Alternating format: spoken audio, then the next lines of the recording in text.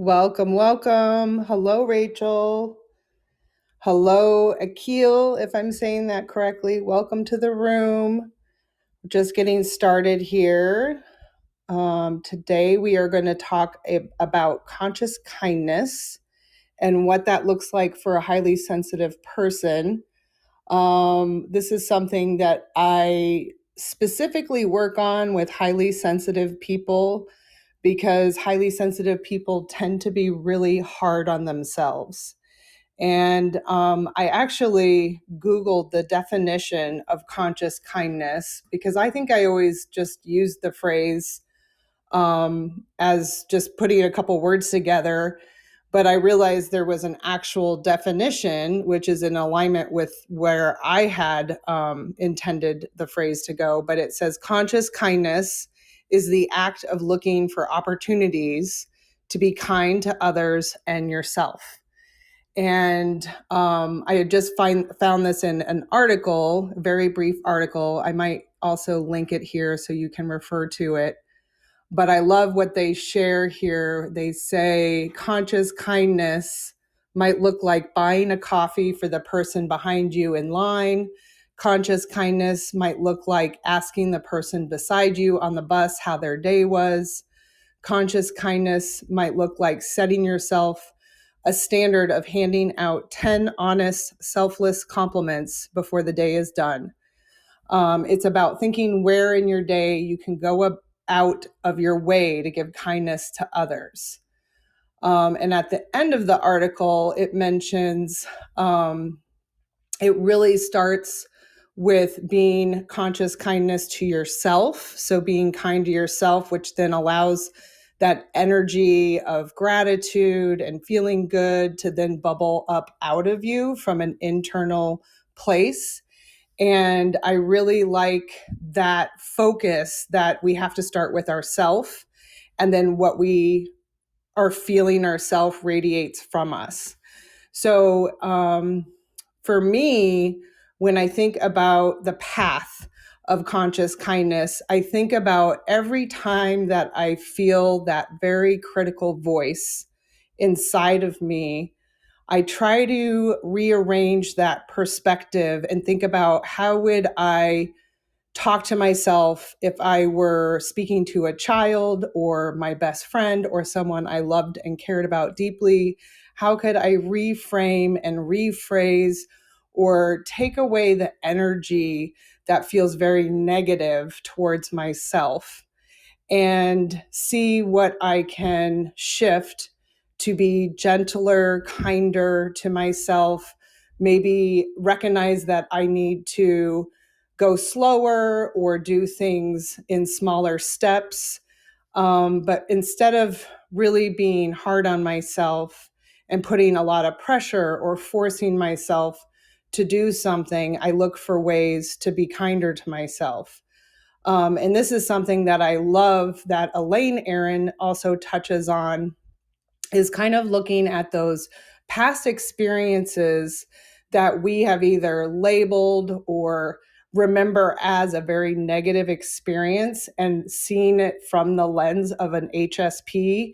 And if we knew we were highly sensitive at the time, how would we have seen it through the lens of being an HSP, about being a person that has a highly sensitive or a highly tuned nervous system? Would we have been as critical to ourselves? And so looking for those opportunities to reframe a lot of those past experiences that have potentially held us back in our self-esteem, in taking a risk, in pursuing something that we really want to pursue. So really taking stock of where your thoughts are, how you're treating yourself. Are you giving yourself kindness, or are you stuck in that mindset that that critical voice is what you need to use to motivate you and to go forward? So today I just wanted to talk about what that looks like for you. If you're feeling stuck, if you notice that you're very critical of yourself, what has been your path forward? What has been tools and practices that have helped you reframe that critical voice, or that voice that says you're going too slow, or you're being too sensitive, or you're being too intense, because we do get a lot of that feedback. It's really easy to internalize those statements that are used against us, even when it's us using it against ourselves. So I just wanted to talk about that. And I also love the idea of having conscious kindness towards others. It's always been a fantasy of mine to pay for the person's grocery cart in front of me or behind me.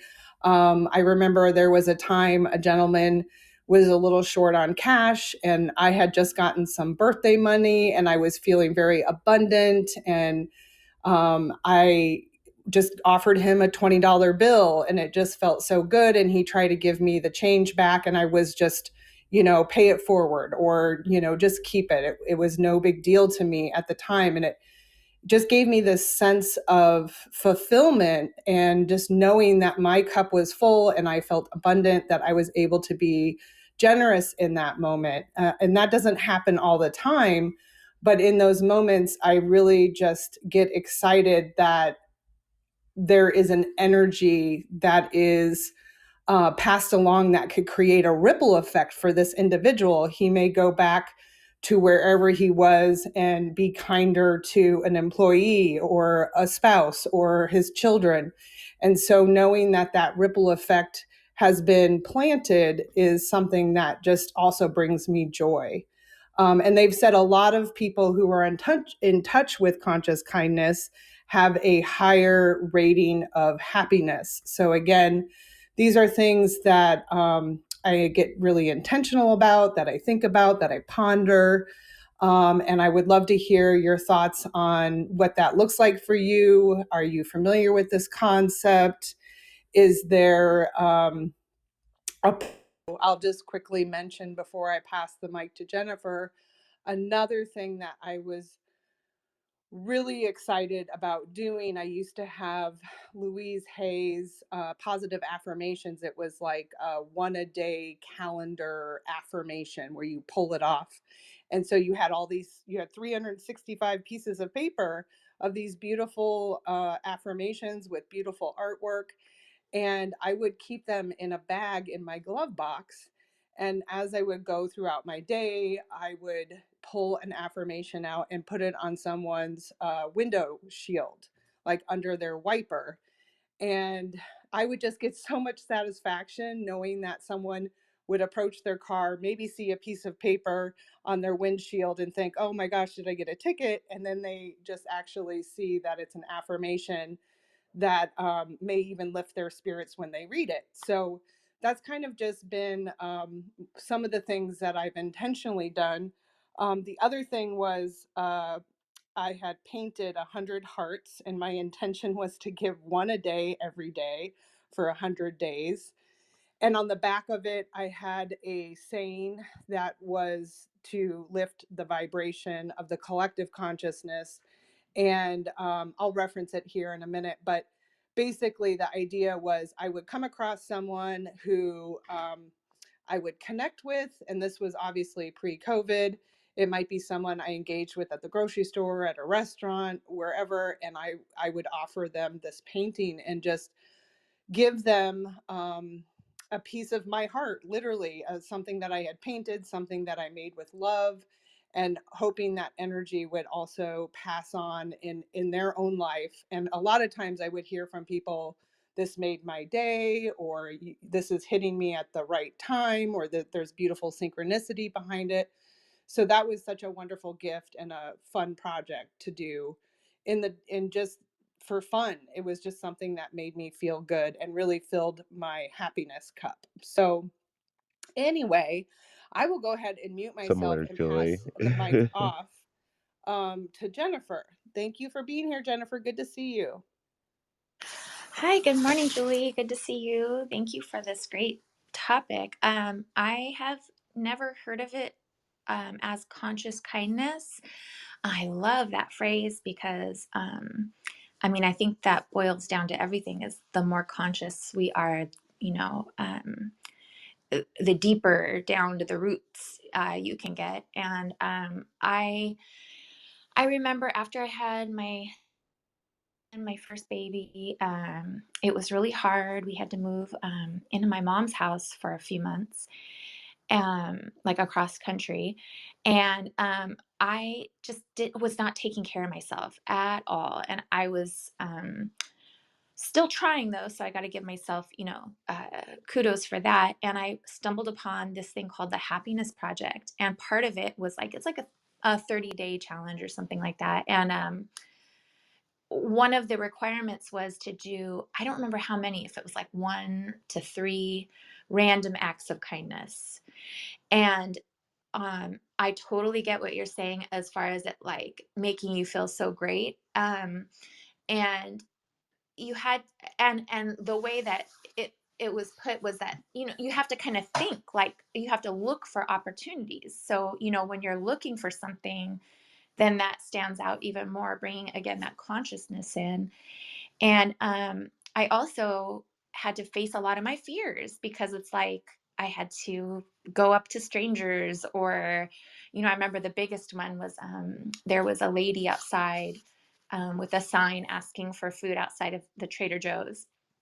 And I bought like groceries and filled up a bag, and it had, bread, cheese, oranges, just simple, but hey, you can make like a sandwich out of it or something, right? And uh the when I came out, there were policemen talking to the lady, and I was just like, oh, I'm gonna do it. And I did it, and so um and and I don't know, so it wasn't even like and so it was, yes, it was part like I'm glad I'm giving it to her, but I had to remove that aspect of it and just say I've got to do this for me. Like I've got to see what it feels like to be giving. I've got to see what it feels like to be brave, and do something outside of my comfort zone. And one of the ones that I did that was so surprisingly effective, and I recommend anybody try this out who drives a lot, because I was in Orange County and people are kind of like very well off, but somehow in a bad mood. So they're always like in a hurry, And I just like, God, what's their problem? They're, like they're living in a whatever, anyway, judging.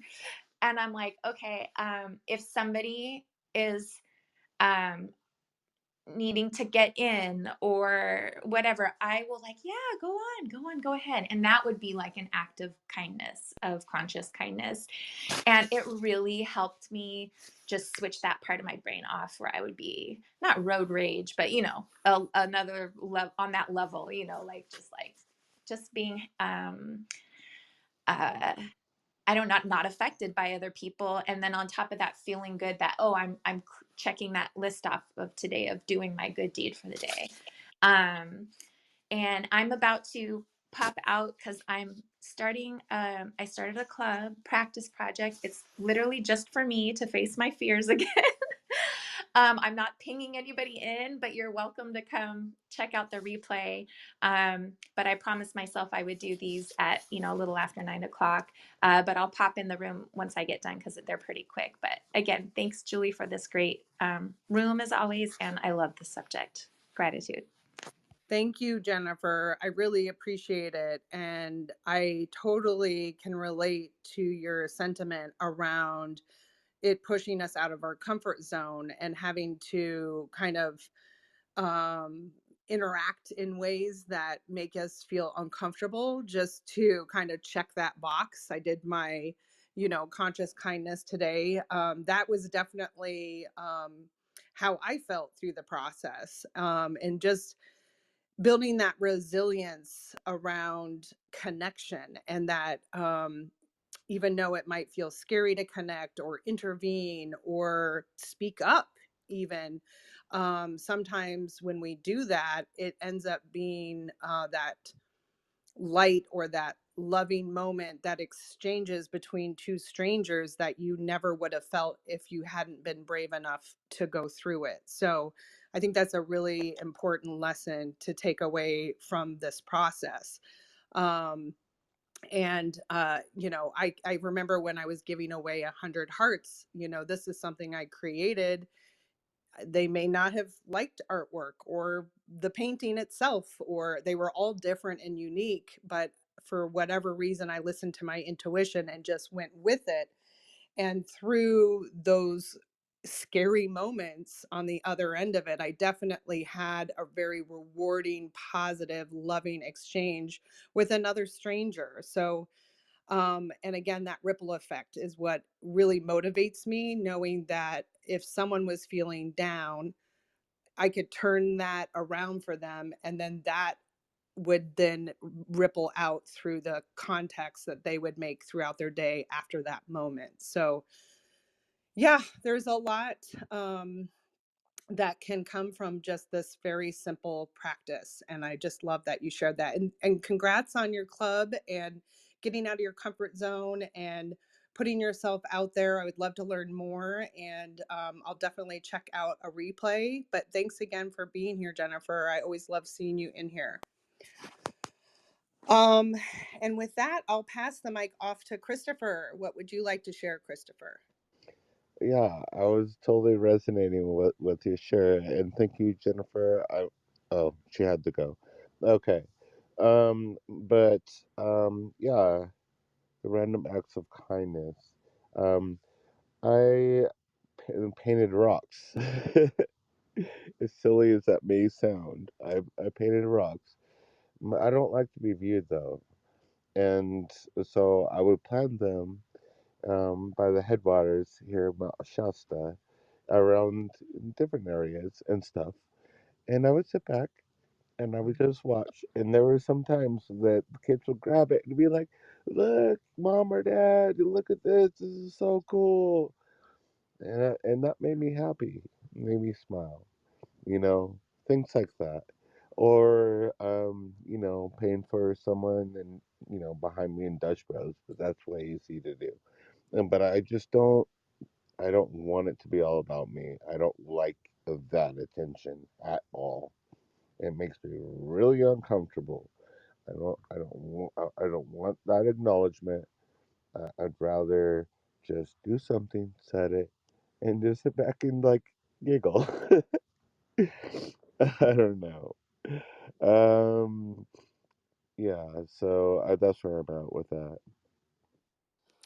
I totally hear you on the not being seen. I would do the same with the positive affirmations. Like if I was sitting in my car and it would be the car across the street and I just happened to see the person that returned to the car find it, it was such a good feeling to just see that whole experience reveal itself. And I can already see, having that beautiful painted rock be a discovery that someone enjoys and now collects and thinks about that positive experience every time they look at it. So I think that spreading joy and those random acts of kindness, they serve us because they fill our tank, but they also continue that ripple effect of feeling good for others, and that person passes it on to another person.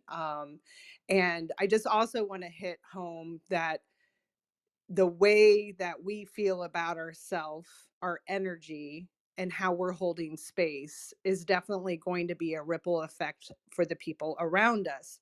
So, making sure that you're taking the time to also give what you would give another, give yourself.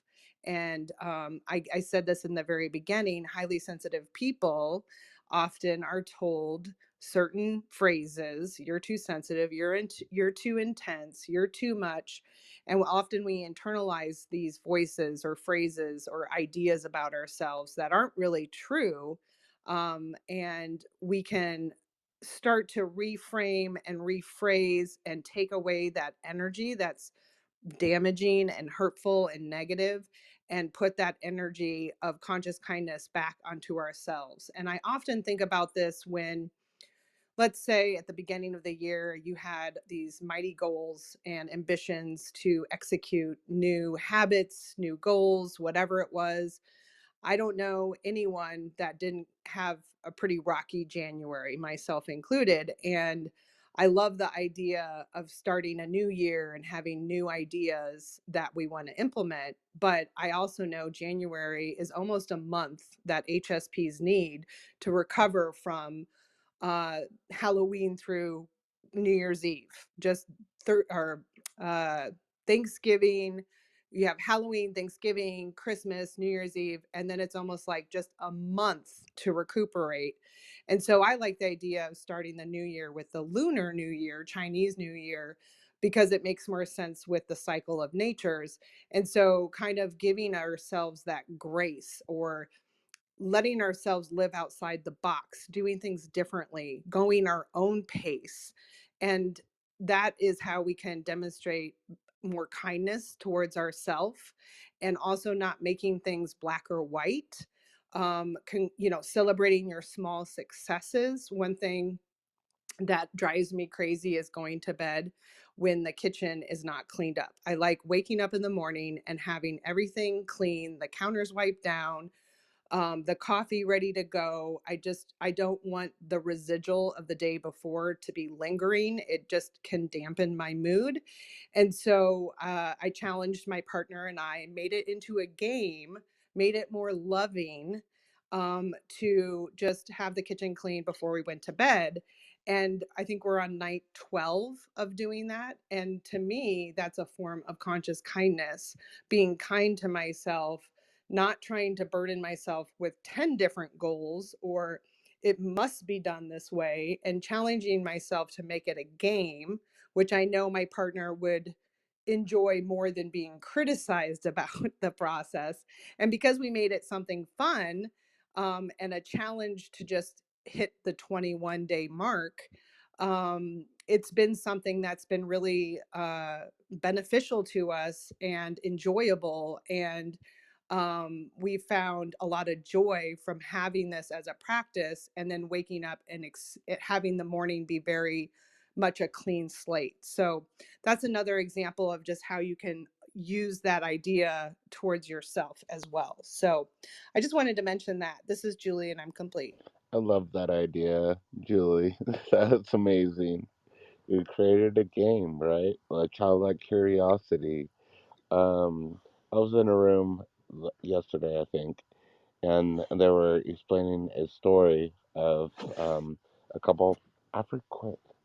Of her goal, or what what she wanted to do is work out basically, and it was downstairs was where the workout room was, and her husband was just like, you know what, just go down there and touch the door and come back, you know.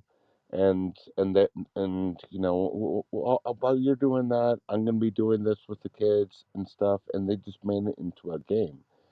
um and as it manifested, and she was like, oh, I'm down here anyways, so I might as well work out and stuff. So she accomplished her intention, but it just was a game. And so, and while she was working out, he was taking care of the kids, and he was doing, I don't know exactly the details. I didn't write it down. But yeah, creating games out of things like that, I think are really awesome. So thank you for that. Thank you. Yeah, I think we need to add a little fun into our lives. I think as HSPs, we tend to be very serious because we see and notice everything, so it's hard not to have the weight of the world on your shoulders. So just creating some fun, I think, is really important in any sort of habit you're trying to create or goal you're trying to reach. It's really powerful to create something that feels good for you in the process of creating, because then you'll enjoy it when you feel that that habit has been successful, instead of forcing, trying to arrive to a location.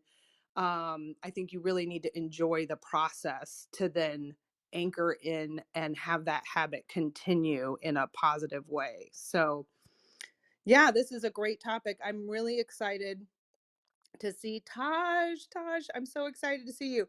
And one thing before I pass the mic off to Taj, if anyone knows what the black heart means on my profile, I have no idea. I've seen it recently.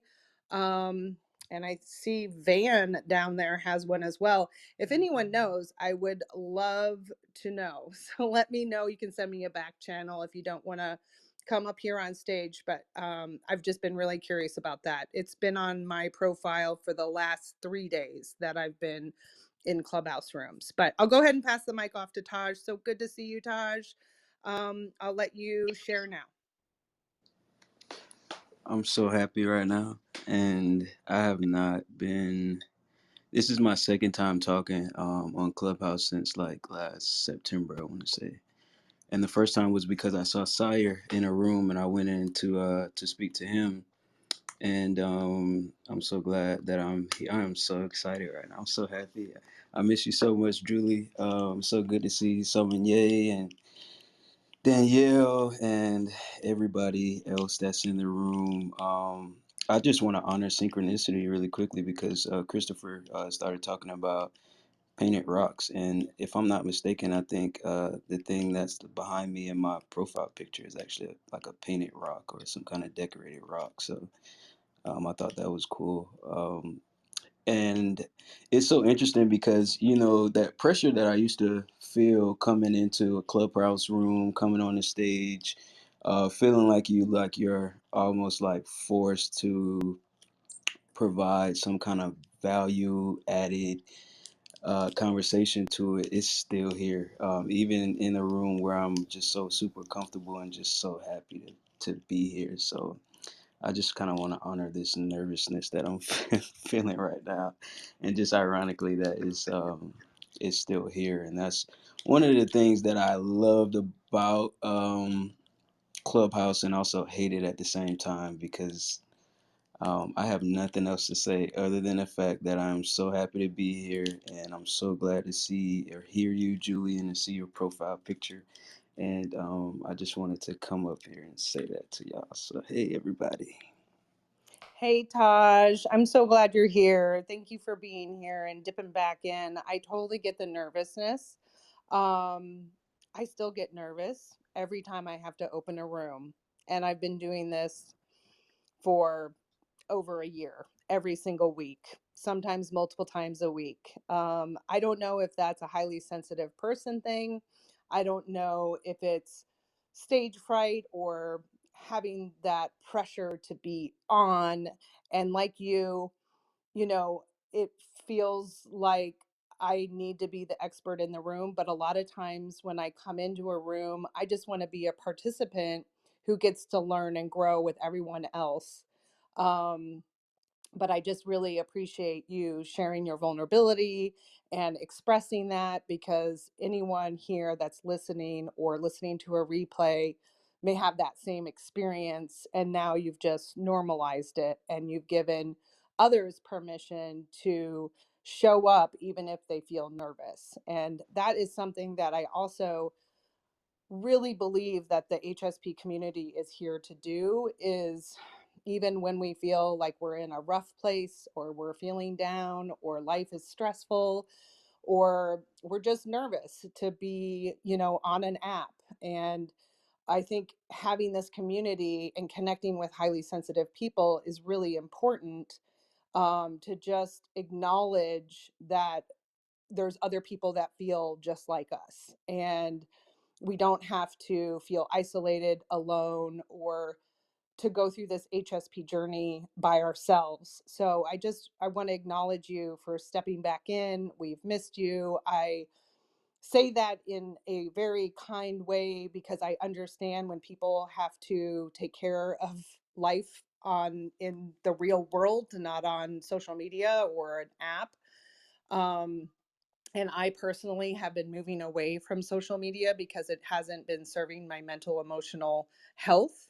I don't consider Clubhouse in the same bracket as social media, but I also um, feel very guided to an anchor, to a mission and a purpose to speak about this topic, let people know that this trade exists. and help people who don't know they're highly sensitive learn about the trait and maybe identify as a highly sensitive person. Because for me, it was so life changing knowing I had this trait. It really helped me heal a wound that made me think that there was something wrong with me, that I was broken, that I had, whatever XY issue. And knowing that I have this trait has made me view myself completely different and set my life up completely different. And I'm very unforgiving of that, where I would hold a lot of judgment towards myself. Knowing that this trait is real, knowing the science, the brain differences, it gives me that satisfaction of knowing that this is just who I am and how I'm designed. Just like you wouldn't tell someone that is left-handed, you need to go figure out being right-handed. And the world isn't going to work for you until you get to be right-handed. But the left-handed person might say, well, or I can just use my left hand because that's natural for me, and just approach the world from a different perspective. So I think that's kind of also that form of conscious kindness towards yourself as a HSP. We aren't going to be able to race through life. We need to slow down. We have to allow our nervous system to reset.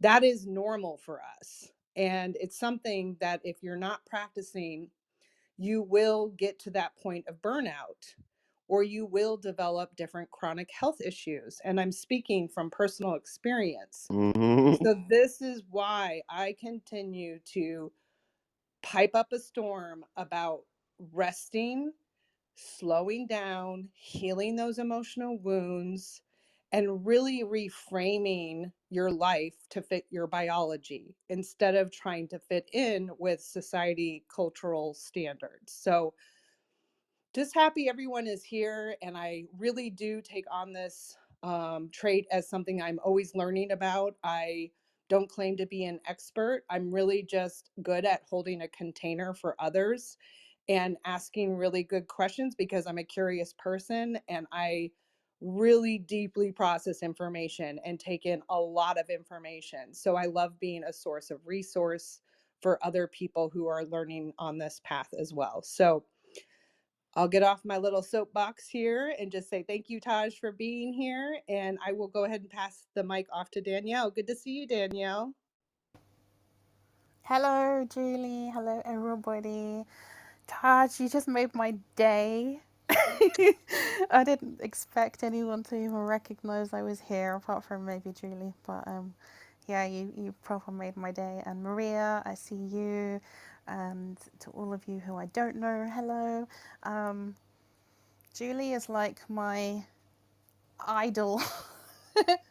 She's who I want to be when I grow up. I always look Danielle, that's so forward. sweet. No, it's true. You don't know how like happy I get when I see you open a room or I get your email newsletter and I'm just like, ah, this person gets it. And it's funny because Julie and I have corresponded back channel a bit and stuff. But I guess Taj and I messaged maybe like once or something. But um I've always felt very, very shy about talking to people, even fellow HSPs, outside of these rooms, because I'm like, do they really want to talk to me? Maybe I'm just annoying. I don't know, and I'm sure quite a few people can, relate to that. So I just love when these rooms are open, and I just feel like it doesn't matter what I have going on. I can just come here, being myself. No one's gonna be all judgy. Um, it's just a relief. Anyway, I don't want to hijack the topic, but something interesting happened to me a few weeks ago.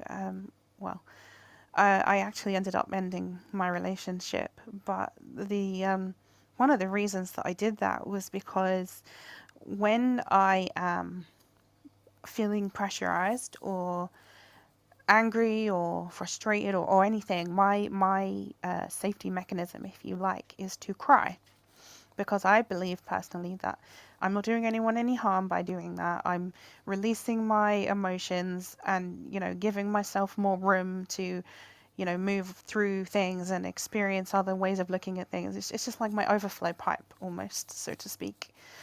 Um, because the tap of emotion keeps giving, and I need to an overflow pipe, if you see what I mean. And my boyfriend at the time was like, I need you to get to a place where you will stop crying all the time, because I feel like it's bad. I feel like I'm doing that to you. And I just was like, well, I'm sorry, but it's something that I need to do. The alternative is that I get angry at you and I punch things, or I'm violent, like, or people drink to deal with their emotions, or they some take drugs or whatever. Like, to me personally, I feel like this is the most uh the least confrontational thing I can do, and the best thing I can do for myself. And he just couldn't understand or respect that. So I got out of there, and that was kind of painful, but it was the first time I've ever been able to really understand myself enough to be like, well, do you know what? This is what I need to do, and I'm sorry that it causes you an issue, but I am not going to stop being who I am because that's what someone else needs me to do. So I think without this room, I never would have got to that point, and without reading Elaine Aron's book, I never would have got to that point. And I just love you guys, and I just want to say thank you so much. And I'm gonna For stop real, rambling now. Danielle. Like, I totally resonate with that. I'm Julie. You can stop me if you want. But yeah, that's why I've been in solitude for 5 years, because like I don't, I'm too attached. An attachment, letting go of the attachment. It's just too hard for me. Like, they don't understand. And yeah, I totally agree. And I just say you're not alone. And hopefully it's not permanent. I keep telling myself that. It's gonna But take a it's been special 5 years person that now. understands that kind of trait, right? But it'll happen if it's meant to. Anyways, I just want to say you're not alone. And thank you for your share. Yeah, Danielle, you couldn't come into this room and hide. I was gonna see you, so I'm glad that I'm glad you hopped on stage. And the whole crying thing. Listen, I can watch TV now, and something sad happens, I cry. I also realize that when I get frustrated and I can't like articulate my needs and stuff like that, I cry or I just detach. And one of the things that just kind of helped me is to figure out, okay, what is it that I need in this moment, and how can I articulate it? Or even if I can't in the moment, I'm just gonna cry and then think about it later, and see if I can just maybe come back and kind of articulate my needs. But that doesn't work all the time because I can still cry so easily, and it's Oh fun my God, I sometimes. thought you were going to talk about that. I thought Yeah. you were going to talk. Crying is fun sometimes because you get like that immediate release sometimes. And it's like literally what you need. It's like just being able to exhale just in a moment. So yeah. And then also, Danielle, you mentioned Julie's newsletters. Julie, I read every single one that you sent while I was off of Clubhouse, and it was always in sync with what I was thinking, feeling, my thoughts, questions I had, whatever it was. So yeah, keep sending those. Thank you. Taj, Danielle, thank you so much. I can't say enough thank yous about the newsletter. I mean, I did this this whole content creation pursuit in the name of just creating awareness. And I really feel strongly about HSPs changing the world when we can actually show up as ourselves.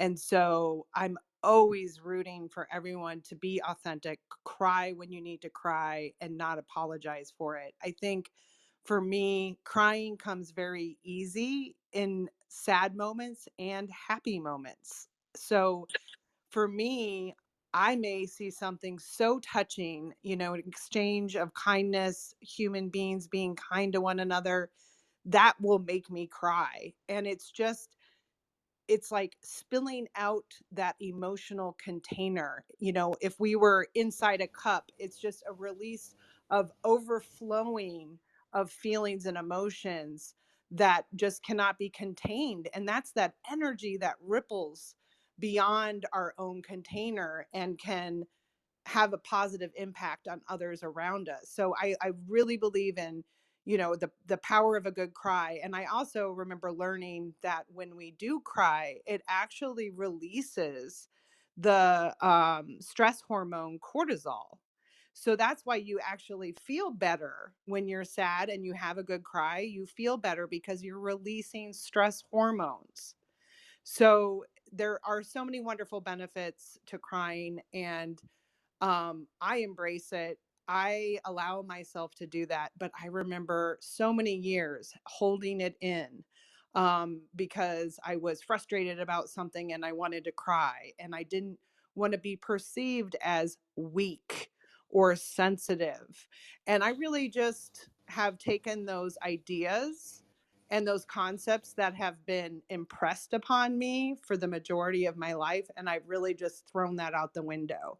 And if someone sees me cry and they want to talk to me about it, that's great. If they want to tell me not to cry, then I will explain to them why I need to cry and why it's helpful for me as a highly sensitive person to feel my feelings, because so often I have to stuff down my feelings.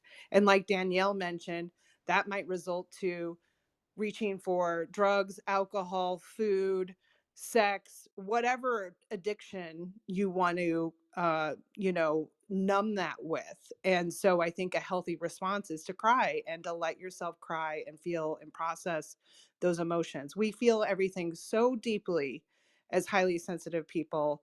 So giving yourself permission to be yourself, feel your feelings is a very healthy, positive reaction and response. I should say response.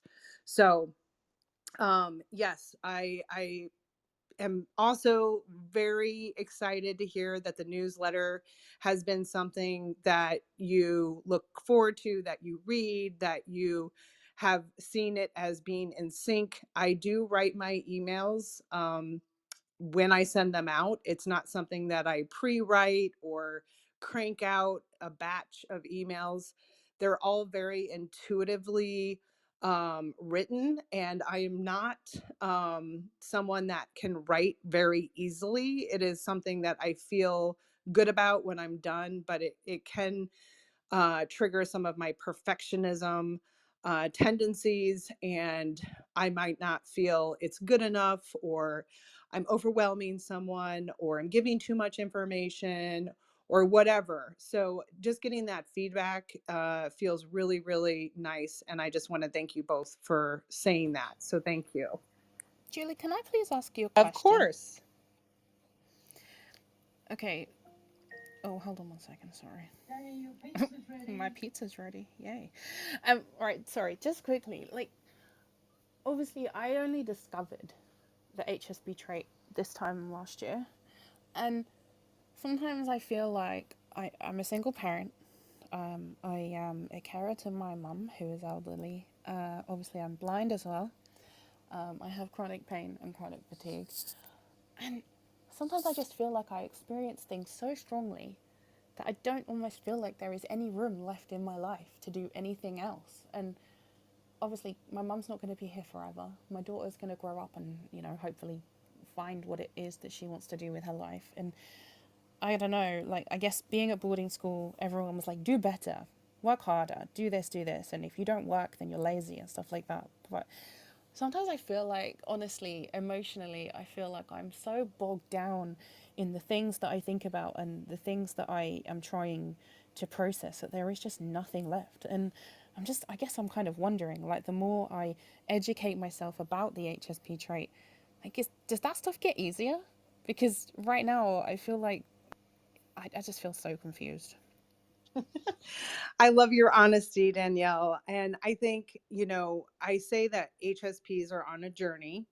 There is a beginning, a middle, and end. And it's not an end as if we've arrived or we've gotten to a destination where life just seems more easy or successful. I think the process is going through Elaine's 5 necessities and really looking at what are the parts of yourself that you need to heal? What is still um, hard for you to do in terms of slowing down or allowing more space in your schedule, and looking at things piece by piece instead of getting overwhelmed by the whole process. What are you mindfully putting in that you can feel successful about, and creating a small win for yourself? And then the momentum of that success will help you reach for the next thing that will make you feel better. And again, I always start with slowing down. You know, it's kind of like putting the plug in the dam. What is something that you can take away? Is there anything in your schedule that you're saying yes to that you really in your heart should be saying no to? And just starting to look at that and ask yourself questions. It's not judgment, it's not forcing yourself to change, but it's really just creating that awareness. And then through the awareness, if there's something that you're noticing that maybe you're saying yes to when you should be saying no, how do you go about shifting that relationship so that you're putting your needs first in that scenario? And that's practice. And it's also uncomfortable, and it's uncomfortable to grow. And so I don't think this process gets easier, but I think as you build on those small successes, you will start to feel better and more capable of taking on something new. And like I said earlier, um, I am really good at helping other HSPs take small steps towards something, whatever that is for you. Instead of feeling a lot of judgment towards yourself or thinking you're not doing enough or you're not going fast enough, how do we slow this down and how do we make these steps even smaller so that you can feel what a success feels like? So that's kind of where I would start. And then as you journey through this, you might recognize that I need to do a lot of reframing about past experiences that are making me stuck in a mindset that isn't serving me. Or you might need to go back and heal some trauma, which is what I'm actively doing, and looking at the different aspects of my life that one wouldn't say were traumatic, but as a highly sensitive person, they were very traumatic. And understanding my nervous system and what my nervous system needs, understanding my limits. What is the amount of energy I can put out in a day in terms of tasks, of in terms of peopling, in terms of producing content or work, and being realistic about that. So not being so harsh with myself, but really embracing the slowness of what I need. Is I need to go slow and be more accepting of that, more loving towards myself, and know that it's not a linear path, that we will have months or days or hours that feel hopeless, that we feel defeated. I felt a lot of that in January. I'll have to be honest with you. Um, you know, I don't think that it's healthy to just be in a constant state of happiness or feeling that everything is successful. Life is definitely a roller coaster. There are curveballs that come at us. And for me, it's about developing resilience and knowing what I want and need and being unapologetic about pursuing that. So, as much work and effort as it takes to be uncomfortable, I'd rather put that discomfort in moving through something that's going to force me to grow and knowing that I can build resilience through that practice. So, I'm not sure if that answers your question, Danielle, but I think through my awareness and being educated about the trait, it helps me develop better boundaries. It helps me advocate for my needs. It helps me speak up more. In other situations, I would have remained quiet. I would have grumbled. I would have been in a resentful state or bitter because I wasn't speaking up for my own needs. So I've just started that relationship with myself in terms of bringing conscious kindness to myself and then helping other HSPs break that down for their journey as well. And that's what makes me feel like I'm a good coach is I don't have the answers. I'm not here to tell you how to be an HSP successfully.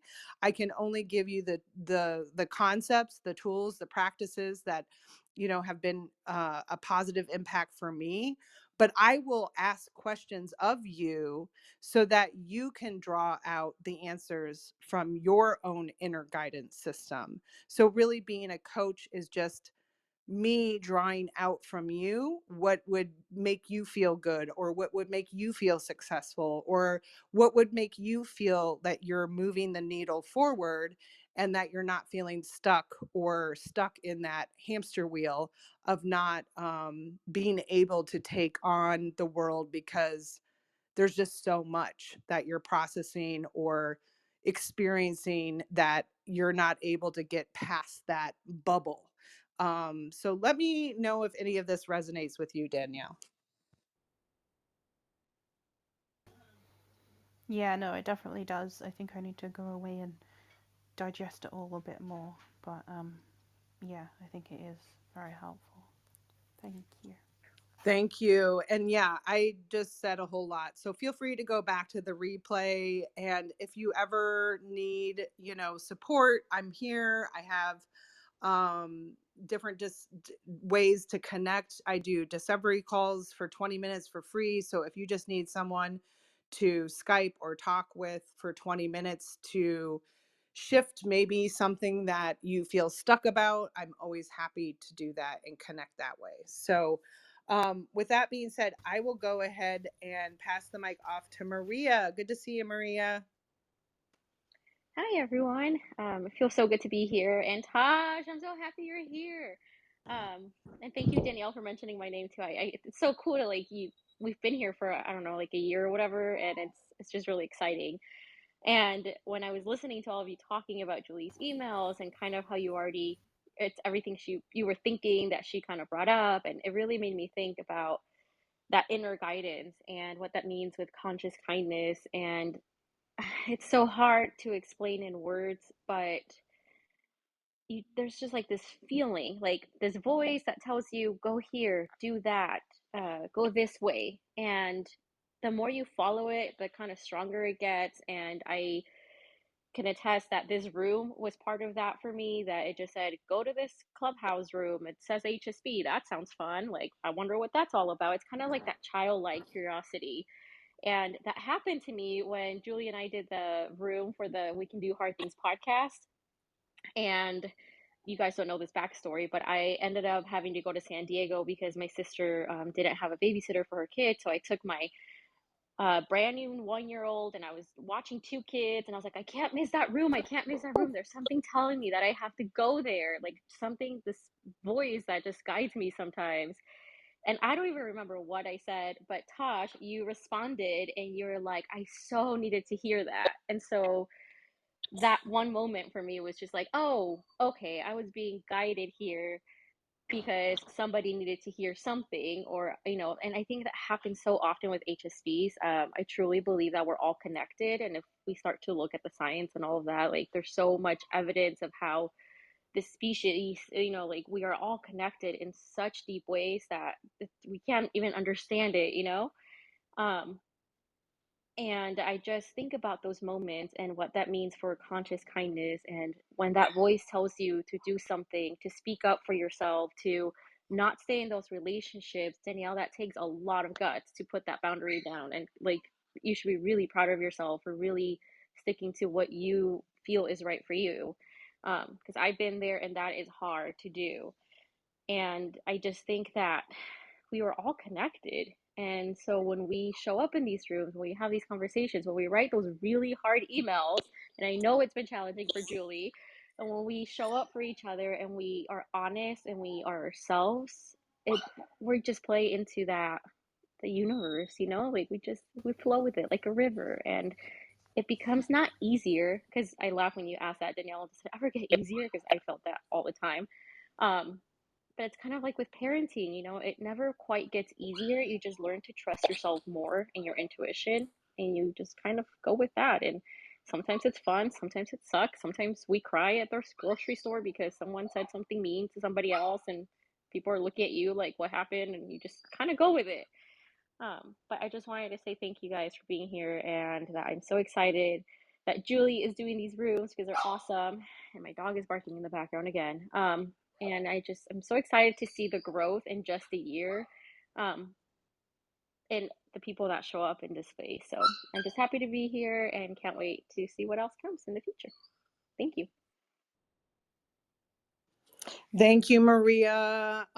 Yes, you know my pains with my weekly newsletter.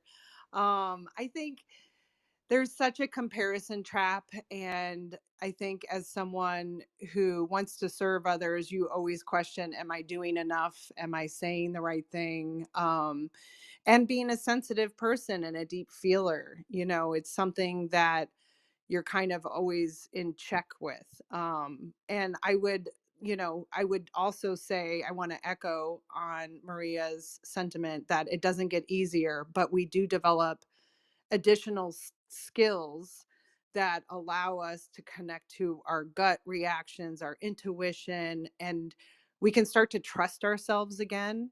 And I think that's a really important step for an HSP because, again, if you've been told by society or a parent or a care provider or a teacher that you are to this, sensitive, intense, whatever that criticism might have been, we do internalize that. We almost can ruminate on those criticisms. We are very sensitive to criticism. And I also have the background on top of that of having a mother that was very critical. And so that tendency to think that, we're going to feel better when X is here is definitely deeply rooted in our system. And I am here to stand for taking those little moments of kindness and finding little sparks of joy and making the present moment feel good, because that is what creates our future. And so those little ripple effects of spreading kindness to ourselves and to others, that has huge lasting effects. And as we go on that journey, if we're not looking for it actively, it's very easy to let the negative overtake the positive.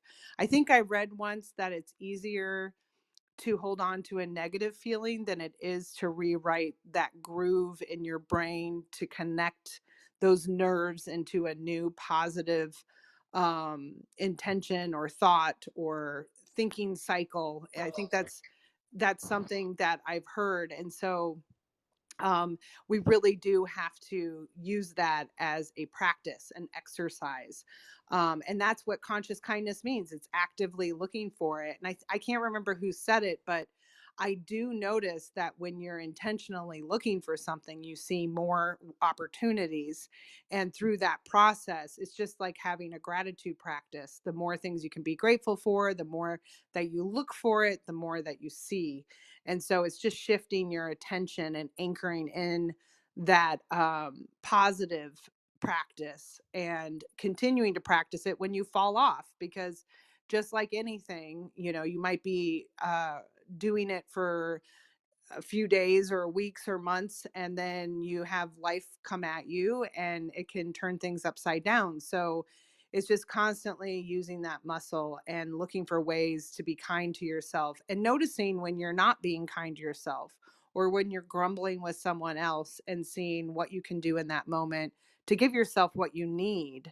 My favorite place to cry is in the car. I love being in the car, being by myself and just letting my feelings out. If I had an intense moment, if I need to turn something around, giving myself that protective bubble to just have my feelings and feel them will allow me to step into a different energetic bubble when I get done with that. So I love everything that everyone has shared here today. Thanks again for being in this space in this room.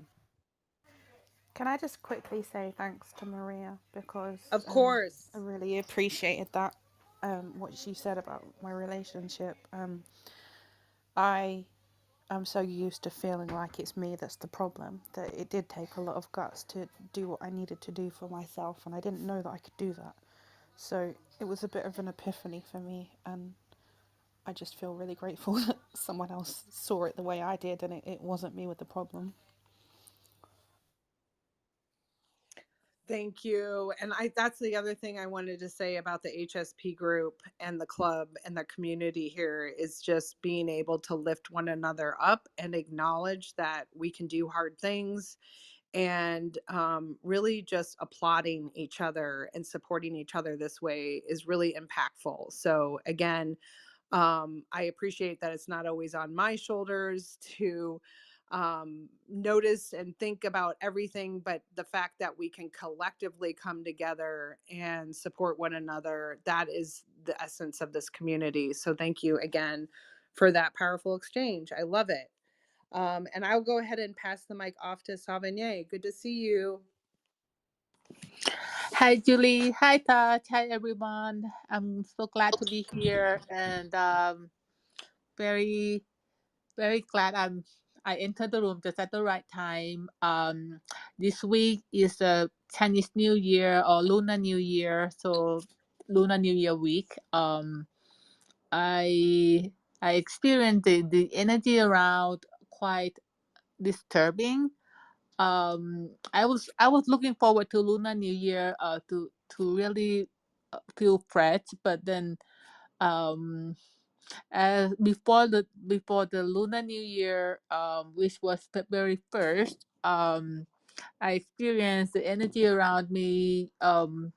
People are quite frustrated for many reasons. I didn't have any eventful in my things in my life, but as an SSP, you feel other people's energy, and it was so tiring. So I'm so glad I'm in the room, this room today, and I hear we talk a lot today about loving kindness and a lot of self compassion. And if you guys are interested, I recommend the articles or YouTube by Kristen Neff or Chris Germer. They're the two psychologists who are the pioneers in the self compassion. And self compassion is they talk a lot. We talk about being kind to ourselves, being mindful, and a lot of common humanities. And I think it's helped us as an SSP very well with whatever we're experiencing. I know that a lot of us are in the initial stage of finding out about SSP.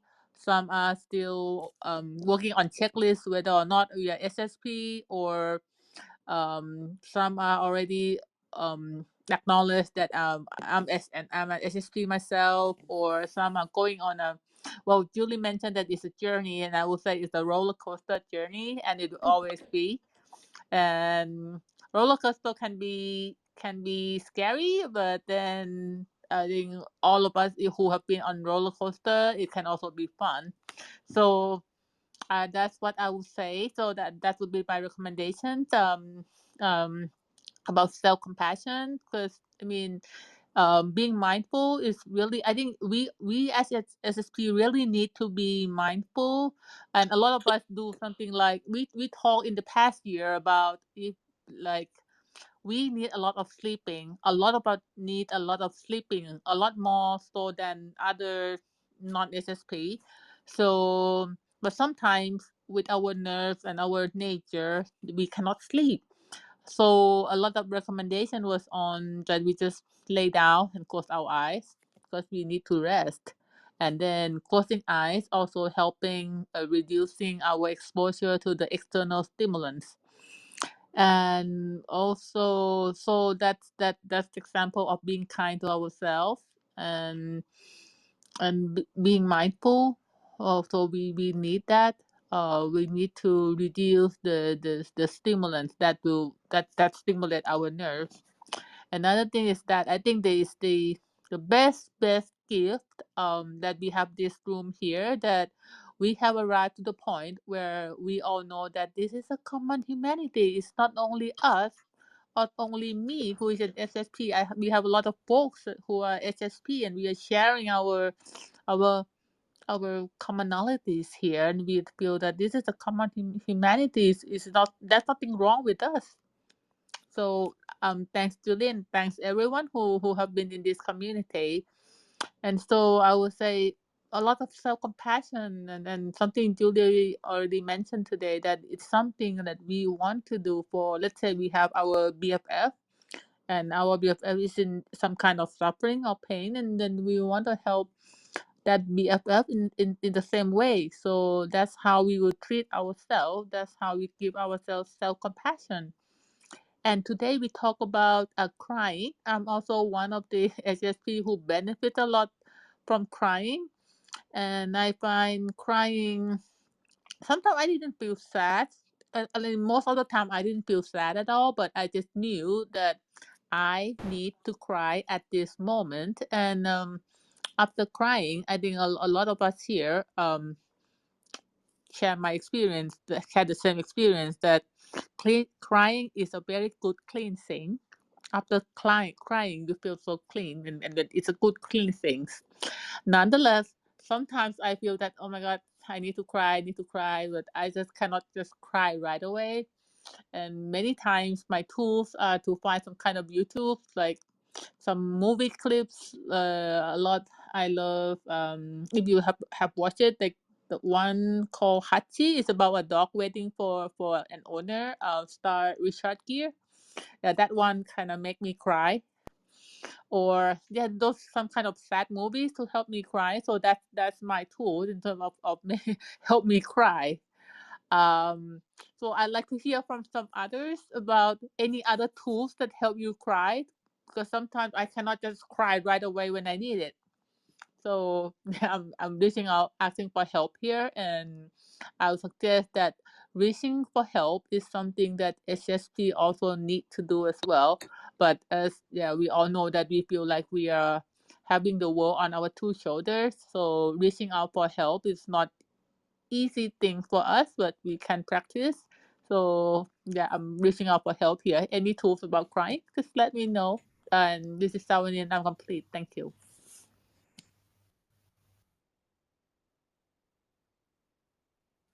I love that question. I I have to say, personally, I have no problem crying, and I don't necessarily need anything to watch to cry, but I can tell you from experience, when I watch the Pixar little shorts, they're like, I don't know if they're on YouTube or if it's Apple TV, but they're really short films, and they're animated with Pixar or something similar, but they always seem to revolve around something super emotional that just puts me in that state of witnessing some sort of loving exchange or kindness, or a character is learning about something that then reveals a perspective that we weren't seeing initially. But those little shorts always just grab my heart and make me cry. And not because it's sad necessarily, but because it's moving. It touches my heart. It examples kindness or understanding, or communication between two characters where there's a resolve that is loving. And so just that experience of love is an emotion that's so big that makes me have that reaction to cry. So that's my one suggestion. And I love this idea of sharing different tools and ideas that maybe you have in place that allow you to practice self-compassion or conscious kindness towards yourself, if anyone would like to share. Yeah, I'd like to say music. I love R&B music. I like soul music. Anything that just is like smooth and just kind of allows me to connect. Um, with my soft tenderness self. I like to get on TikTok sometimes. There's certain people that I follow. Like there's a lot of people on TikTok who are taking care of like their elder parents or grandparents or something like that, who may be like experiencing Alzheimer's or something like that. I follow every single one that I see on TikTok because it's just so touching to see it, and I like their personality. I like just how authentic it is without them, and I understand that it's like kind of like a catch-22 because with us we want to have access to our memories still, but also one of the things that I see as a positive for them is that they don't have to resort to a memory to remember like just their personality. So majority of the time they're just responding and acting based off of their this most authentic self, and it's such a soothing thing to kind of experience or to see. So that's one of the things that I look at on TikTok. And yeah, music is a really good helpful thing. And just another thing, it just seems like with how everybody's responding right now, there's like this common theme of like just self-awareness, and I know we're talking about like compassion and kindness and stuff, and in order for us to kind of get to a point where we can treat ourselves with compassion and kindness, we got to kind of be aware of what we like, what we don't like, what we, what experiences we have, how it made us feel. And that is like one of the best things we can do just as people, but definitely as HSPs, as if you identify as a woman, if you identify as a black person, as a man, however it is, any of those like minority identities, is something that's just not outwardly normalized. It's so good to be able to just pay attention to who you are and just kind of operate based on that. So like Danielle said earlier about her having to basically cut off this guy and tell him kick rocks. That's just one of the things that we have to just be aware of, if that makes sense, because it's just so interesting that we're born and then we go through life trying to remember like who we are, and a lot of the times um, we're learning about ourselves from people that may not know themselves, that may not be preserving our individuality, if that makes sense, keeping us in touch with who we are. We're like heavily programmed to be people that we aren't. So just going through life now realizing like, hey, this is who I am, this is what I like to do. That's just one of the best things that I learned, even just coming into this room knowing that I'm a HSP. I'm like, okay, this makes sense, you know what I mean? Like, this is why I'm so kind, this is why I can maybe cry at a drop of a dime, this is why I'm so in tune with other people's feelings even when they're not in tune with it. So it just makes sense, and it also helps us maneuver in this world with confidence and like a sense of belongingness. So I'm shutting up. I actually got to head out in maybe like 7 minutes. So again, it was so good to see everybody. Maria, you changed your profile picture. I'm sorry I didn't recognize you at first, but it's good to see you. But I'll shut up. I'll be in here. I'm gonna hop out probably without saying anything because I don't want to interrupt. But I'll see you all again soon. It's so funny how everyone's like, "Oh, you changed your picture," because like, well, that's all we see. I love it. Yeah, I so agree with all of that, Taj. And Julie, I was gonna mention that Pixar actually has hired Brene Brown to do like leadership training. What?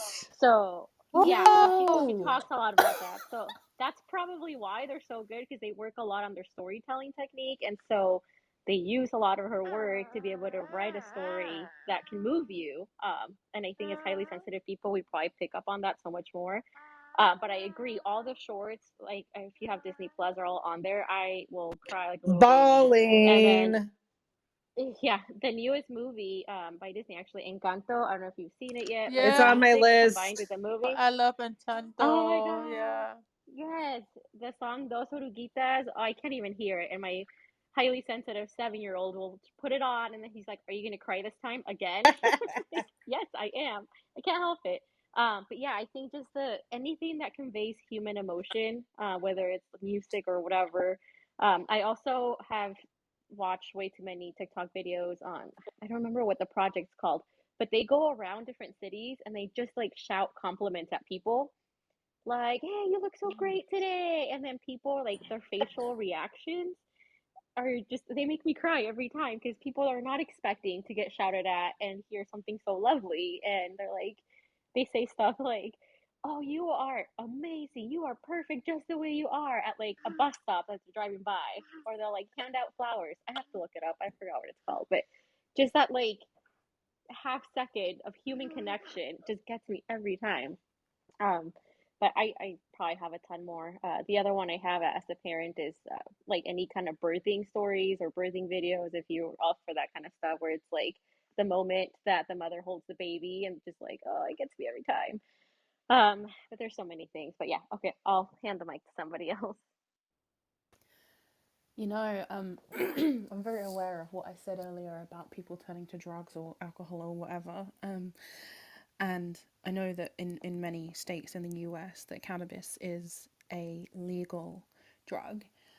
Here it's not, but I wish it was because it's interesting actually because I have a friend who has been meditating for probably 25 years, and she said to me, like, I don't need a drug to get me to that state. I can do it myself through meditation. And I'm so envious of that because sometimes when I feel rubbish, or I feel like I need to cry, but I know it's like pushed down because I am medicated and I'm on antidepressants. And if I'd known about the HSP trait before I went on antidepressants, I probably would have fought harder not to go on them. But I thought there was something wrong with me. But I've noticed sometimes if I smoke cannabis, it kind of it bashes down my barriers. And when I felt like I needed to cry, it's not actually been that I needed to cry, it's been that I need to do some processing, but I just can't get to that place in my head where I can do that. And it's, I'm not very proud of the fact that I have to smoke weed for that to be a thing. And, it's not something that I do very often. And it's, I'm not advocating it to anybody, but it is something that I feel quite curious about in terms of what that actually does to your mental state to make you be able to get to places that you can't otherwise get to. Well, I appreciate you bringing that up, Danielle, because I think my perspective and just the way the world is now, it's so fascinating how we've cursed these natural remedies, and I want to specifically talk about microdosing and mushrooms and LSD and MDMD, all these things that we have coined to be drugs or recreational or, take you down this horrible path. Now they're starting to say, hey, there's evidence that these natural remedies have been productive for people dealing with anxiety, depression, trauma. So I think it's perfectly safe to be curious about them and see what works for you. I think it's really weird that you can cross a state line and be legal one minute and not legal the other. I think it's ridiculous that there's people in jail that had small amounts of weed on them that are sitting in a box for years and years and years, yet there are people legally licensed to sell marijuana because that's where we are in this place, time in history. So as far as natural remedies go, I think those paths can serve us more than the medicine, the medical intervention. But I can't speak for everyone's personal path or what you're, working through and what is needed for you. But I think that, give it a few more years and we might have a lot more evidence, a lot more scientific studies, and this is something that actually has been studied since the 60s and 70s, but it's like more in current culture that we're talking about mushrooms and all these other plants that can be helpful for our growth and our healing.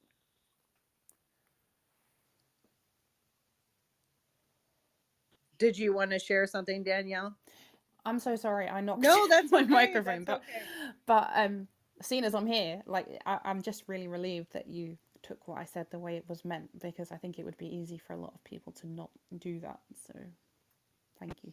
No, I appreciate it. And I think that's something I've always remained very curious about things. I remain open minded. And being a certified holistic wellness coach, nature is my medicine. And I believe that, there are certain things that we just haven't explored enough to give validity to. And I also understand the construct of a system that wants to repress nature because you can't copyright it, or you can't license it, or force it to be something that is already set up in the medical world. So that's a whole other conversation that we could easily have in another room. But yeah, I definitely believe in the power of nature and the different things that we can examine for our personal path and see what works for us. And I actually know there is a treatment now where you get an IV of ketamine, which is now showing to help people with post traumatic stress or anxiety or depression. And that is something that was in street drugs when I lived in London and I was a barmaid for 6 months right after college.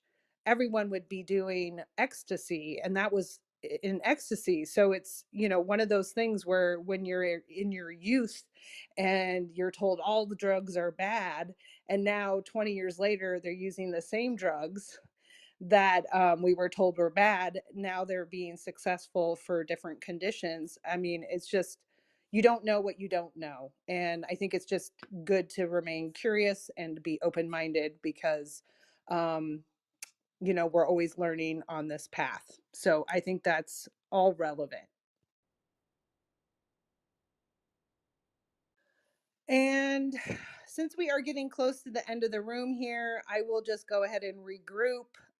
We have had so many wonderful conversations, and I'm really glad that everyone got on board with different ways that we can give ourselves more kindness and be conscious about that and look for ways to be kind to others. But it really does start with ourselves. It's important that we develop that practice, and as an HSP that is always deeply feeling and deeply processing, it's really important to integrate these little practices that give us a lot more grace. We can be more self compassionate. It's a form of self love, it's a form of self care, and it doesn't have to be monumental. And it's something that, again, you practice, you look for it, and that little boost of happiness has a huge ripple effect. So we really are deeply connected. Like Maria said, we're all connected. And so if you can, in your own local community or as you go about your day, example that kindness and really remember that the more you give yourself that, the easier it will be to give others. So it's just a practice that is on the front of my mind often, but it's something that I have to remind myself on those really bad days that I can turn this around. I can be grateful for what I have. I can see abundance in this experience. And instead of getting stuck or feeling down, I can really turn it around by just shifting my perspective and being self aware, and then bringing in those practices when needed. So, thanks everyone for being here. I really appreciate again, this conversation, being a part of the HSP club and building this HSP community. I really hope everyone that visits the club is feeling seen and heard. It was just so great to see some people come back into the room I haven't seen for a while. And I really do enjoy doing these rooms. It fills my tank, it makes me feel good. And for a brief moment, because of everything that was going on in January, I thought maybe I shouldn't do Clubhouse for February and just give myself a break. And I'm really glad that I kind of circled back to those thoughts that were really holding me back, and being kinder to myself and letting go of the perfectionist tendency and the imposter syndrome and all those things that make me compare myself to other people's journey, and just really sit back and enjoy the communion, the connection, the community that we've built here, and just relax into it and have fun with it. And whatever needs to show up will show up. And that's an exciting process for me. So thanks everyone for being a part of this experiment, and just showing up authentically and being yourself and offering so much to others in this space. So thank you very much for being here. I'm so Thank glad you you, didn't leave Julie. Clubhouse. Thanks, everyone. Thanks, Julie. Thank you. And I appreciate you all. Have a beautiful day. And next Thursday, we're talking about friendships, nourishing your friendships, making agreements in your friendships. I think now, after nearly 2 years of this pandemic, we need friends more than ever. If you have not been a listener of We Can Do Hard Things, the podcast, Glennon Doyle's podcast, she has 3 more recent episodes about friends, and I highly recommend them all. They're very good, and they will challenge you to think about your relationships differently and really evaluate how you connect with your friends and how you can set yourself up for success in friendships. Because I think, as highly sensitive people, our feelings get hurt. We may create a story in our imagination about our relationships, or have expectations around relationships. And through that, we can create a lot of disappointment and struggles and confusion and conflict that isn't really necessary. So, I highly recommend those podcasts. And next week, when we join together again, we will go into a deep dive about friendships and how to look at that through the HSP lens, but also how to feel successful in friendships so that there's clarity and a foundation that feels solid and long lasting, instead of constantly feeling on your toes in a relationship. So join us next time. If you're not already following the club, please do so, or follow anyone here that piqued your interest. And as the event unfolds, it will ping you into the room if you click the little bell.